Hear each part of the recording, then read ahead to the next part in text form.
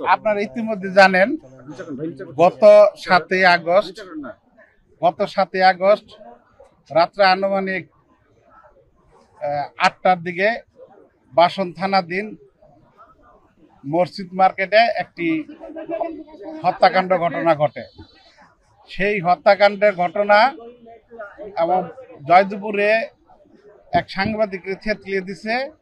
সেই ঘটনার প্রেক্ষিতে এনসিপির মুখ্য সমন্বয়ক উত্তরাঞ্চলের সার্জিস আলম তার ফেসবুক স্ট্যাটাসে 10টা 2-এ একটি ফেসবুকে পোস্ট করেন যে বিএনপির এক চাঁদাবাজি নেতাকর্মীদের কারণে এই হত্যাকাণ্ডটি ঘটেছে।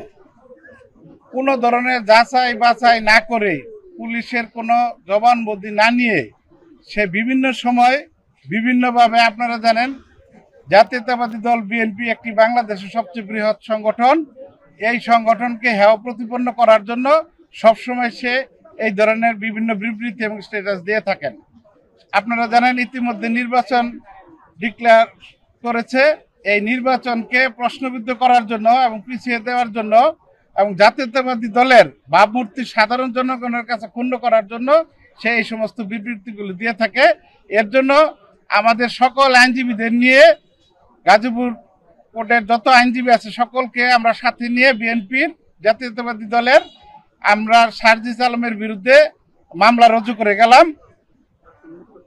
বাসন মেট্রো থানার সভাপতি আমি তানভীর সিরাজ রুজু করে গেলাম। এই মামলায় যেহেতু এটা ফেসবুকে সার্জিস আলম একাই স্ট্যাটাস দিয়েছেন, আমরা সার্জিস আলমকে একজনকেই এই মোকদ্দমায় আসামি করেছি। বিচারক এই মোকদ্দমাটি বলছেন যে এটি যাচাই বাছাই হওয়া দরকার আছে।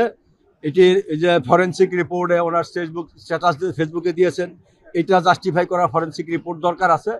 এইসব কারণে এবং এই সংশ্লিষ্টতে যে আরো 2টা মামলা হয়েছে, বিএনপিকে ভাবমূর্তি নষ্ট করার জন্য ইচ্ছাকৃতভাবে রাজনৈতিক প্রতিপক্ষ হিসাবে এনসিপির একজন নেতা, সে উত্তরাঞ্চলের মুখ্য সংগঠক সার্জিস আলম, তার এই যে উগ্র আচরণ এবং কথাবার্তা, এটা দিয়ে সারা দেশে বিএনপির ভাবমূর্তি নষ্ট হয়েছে। যার কারণে বিএনপির সারা দেশের কোটি কোটি নেতা কর্মীরা আহত হয়েছে এবং সাধারণ মানুষের মনে প্রশ্নের উদ্রেক করেছে। এটা দিয়ে জাতীয়ভাবে একটা অসন্তোষ সৃষ্টির প্রচেষ্টা চালানো হয়েছে।